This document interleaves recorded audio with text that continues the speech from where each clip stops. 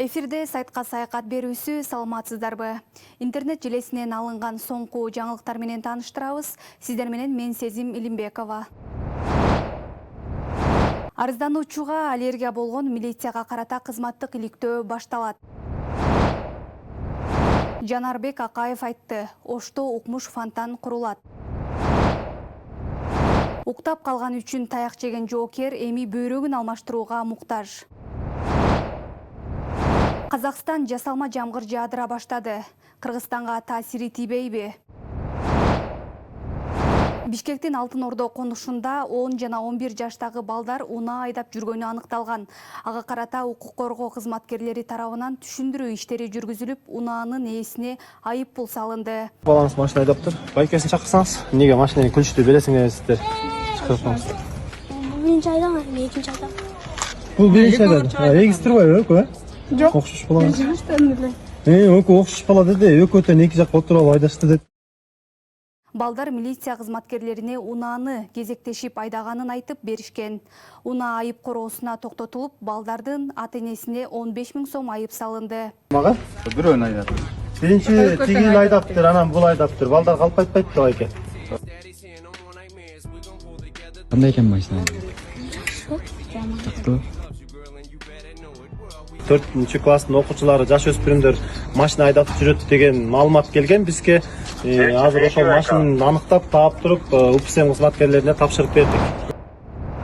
Социалдык тармактын колдонуучусу Мээрим Орозмамат кызы 12 жаштагы уулун милиция кызматкери сабаганын айтып, арыз жазган. Анын айтымында милиция жаракаты жеңил деп экспертиза дайындабай койгон. Не кылып мени атам баш? Siz көргөн аллергия болтам. Siz аллергия болгода сиз кыз ишиңизди кылың, сиз мени кыл. Мени сыртка чыгасыз. Жо, сиз эмне кылып мени аллергия Мен кылсам, сыртка- эмне түртүп атасыз мени? Сыртка чыгың деп Эмне отурдум. түртүп атасыз мени? Сыртка Сизди чыгың. мен Жазып түрткөн, турайын. мени түрткөнгө кандай акыңыз бар, Эмне түртүп атасыз мени? Эмне түртүп атасыз? Интернетке тараган видеого караганда милиция кызматкери аллергиям кармап жатат деп келинди кабинетинен түртүп чыгарган. Ош шаардык ички иштер башкармалыгы Сулаймантоо милиция бөлүмүндөгү окуя боюнча кызматтык иликтөө башталганын кабарлады. Күзөт жана конвой департаментинин жоокерине бөйрөк алмаштыруу керек. Мындай кайрылуу Нарын облусунун жетекчилигинин эл менен жолугушуусунда айтылды.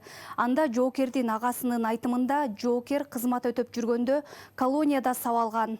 Номер 19 түзөтүү колониясында кызмат өтөгөн иниси нөөмөт учурунда уктап калгандыгы үчүн сабалган. Сол жерден өзүнөн 6 ай мурун барган бир солдаттан токмок жеген да. Токмок жегенде ошол менин инимдин менен чогуу барган служба кылып жаткан бир солдат ошо нарядда туруп, ошо нарядтан уктап калганда, ал жакта стресс деп коет.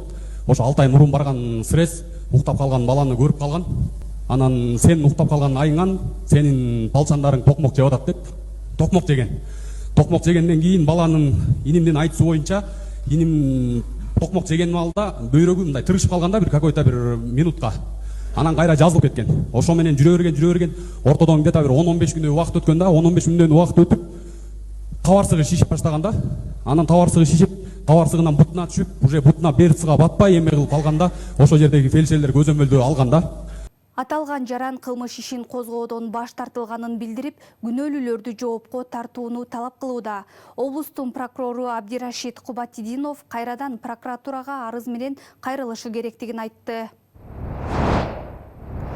Ош шаарынын мэри Алымбек Татка эс алуу жайындагы жаңы музыкалык фонтандын курулуш иштерине старт берди. Бул тууралуу шаар башкармалыгынан билдирди. Буга чейин бул жерде эски фонтан жайгашкан. Эми анын ордуна толук оңдолуп түзөлүп, музыка коштоосунда бийлеген заманбап фонтан орнотулат. Кечинде шаар тургундары менен коноктор үчүн өзгөчө кооз көрүнүш тартуулайт. Кечинде бала чакасы менен коляска менен ушул жерге чыгат. Шундай кылып укмуш фонтан кылып беребиз.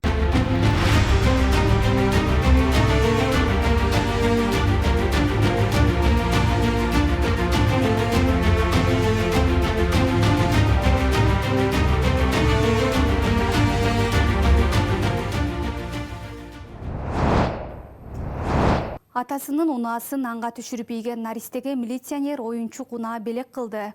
Буга чейин Ноокаттын Караван айылында 3 жашар 2 бала үйдө токтоп турган унааны айдап барып, анга түшүрүп жиберген. Ага ылайык милиция кызматкерлери наристелердин ата-энелерине түшүндүрүү иштерин жүргүздү. Коопсуздук чаралары сакталышы керектиги эскертилди. Ошондой эле укук коргоо кызматкерлери балдарга оюнчук машинелерди белек кылды.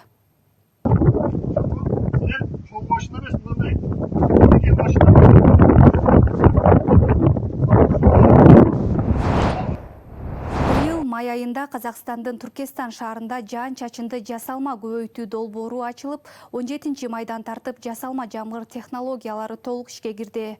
Бул тууралуу Казакстандын жасалма интеллект жана санариптик өнүгүү министрлигине таянып басылмалар жазууда. Долбоор 900 000 гектардан ашуун айыл чарба жерлерин суу менен камсыз кылууга багытталган. Анда учактар аркылуу булуттарга туздардын негизиндеги реагенттер чачылат. Бул ыкма дүйнөлүк тажрыйбада аба ырайын өзгөртүүдө колдонулат. Маалыматка ылайык Араб Эмираттары да бул ыкманы колдонот. Бирок эксперттер аталган ыкма айлана чөйрөгө, топуракка, өсүмдүктөргө жана адамдардын ден соолугуна таасири болушу мүмкүн деп айтышууда.